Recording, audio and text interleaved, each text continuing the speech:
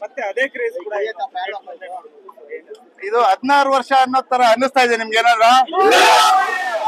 ಯಾಕಂದ್ರೆ ಈಗ ರಿಲೀಸ್ ಹೊಸ ಸಿನಿಮಾ ರಿಲೀಸ್ ತರ ಅನ್ನಿಸ್ತಾ ಇದೆ. ನಿಜವಲ್ಲೂ ಬಹಳ ಎಕ್ಸೈಟ್ಮೆಂಟ್ ಆಗಿದೆ.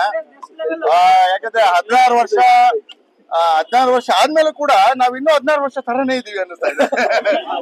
ಯಾಕಂದ್ರೆ ಎಲ್ಲ ದರ್ಶನ್ ಅವರ ಫ್ಯಾನ್ಸ್ಗಳು ಆಮೇಲೆ ನವಗ್ರಹ ಸಿನಿಮಾ ಫ್ಯಾನ್ಸ್ಗಳು ಇನ್ನೂ ಹೆಚ್ಚಾಗಿದ್ದಾರೆ. ಬಹಳ ಖುಷಿ ಆಗುತ್ತೆ. ಯಾಕಂದ್ರೆ ಇದು ಬಹಳ ಎಮೋಷನಲ್ ಇದು ಇವತ್ತು. ಯಾಕಂದ್ರೆ ಇನ್ನೂ ಆ ಪ್ರೀತಿ ಇಟ್ಟಿದ್ದಾರೆ ಜನ ನವಗ್ರಹ ಸಿನಿಮಾ ಮೇಲೆ, ದರ್ಶನ್ ಮೇಲೆ, ಆಮೇಲೆ ಅಲ್ಪ ಸ್ವಲ್ಪ ನನ್ ಮೇಲೂ ಕೂಡ. ಹಾಗಾಗಿ ಚಾಮುಂಡಿ ತಾಯಿ ಆಶೀರ್ವಾದ ನಿಮ್ ಮೇಲೆಲ್ಲ ಇರ್ಲಿ, ನಿಮ್ಮ ಆಶೀರ್ವಾದ ನಮ್ಮ ನವಗ್ರಹ ಟೀಮ್ ಮೇಲೆ ಇರ್ಲಿ ಅಂತ ಕೇಳ್ಕೊಂತೀನಿ. ಜೈ ಹಿಂದ್, ಜೈ ಕರ್ನಾಟಕ.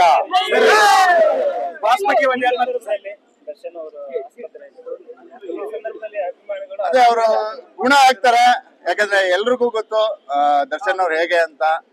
ಅವರ ಅಭಿಮಾನಿ ಅವರ ಏನು ಸೆಲೆಬ್ರಿಟೀಸ್ ಅವ್ರಗಳ ಒಂದು ಆ ಒಂದು ಪೂಜೆ ಆಮೇಲೆ ಪುರಸ್ಕಾರನೇ ಅವ್ರಿಗೆ ಗುಣಪಡಿಸುತ್ತೆ. ಆರಾಮ್ ಆಗ್ತಾರೆ, ಆರಾಮಾಗೂ ಬರ್ತಾರೆ, ತೊಂದ್ರೆ ಇಲ್ಲ ಅಲ್ವಾ?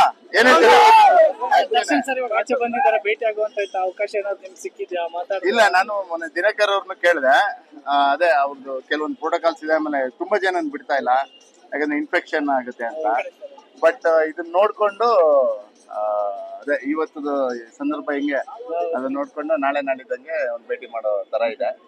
ನೋಡೋಣ, ಅದು ಡಾಕ್ಟರ್ ಅವರು ಪರ್ಮಿಷನ್ ಕೊಟ್ರೆ. ಪಾರ್ಟ್ ನಾನು ಕಾಯ್ಕೊಂಡಿದ್ದೀನಿ, ಬಹಳ ಕಾಯ್ಕೊಂಡಿದ್ದೀನಿ. ಇನ್ನೂ ಗೊತ್ತಿಲ್ಲ ಯಾವಾಗ ಏನು ಅಂತ. ಬಟ್ ದಿನಕರ್ ಹೇಳಿದಾರೆ ಒಂದು ಪ್ಲಾನ್ ಇದೆ ಮಗ, ಏನೋ ಒಂದು ಮಾಡೋಣ ಅಂತ. ಬಟ್ ಆದ್ರೆ ತುಂಬಾ ಖುಷಿ, ನಾನು ಕಾಯ್ಕೊಂಡಿದ್ದೀನಿ. ಇನ್ನು ಹೂ ಅಂದ್ಬಿಟ್ರೆ ನಾನು ಇನ್ನು ಫುಲ್ ಫಿಟ್ ಆಗಿ ರೆಡಿ ಆಗ್ಬಿಡೋಣ ಅಂತ.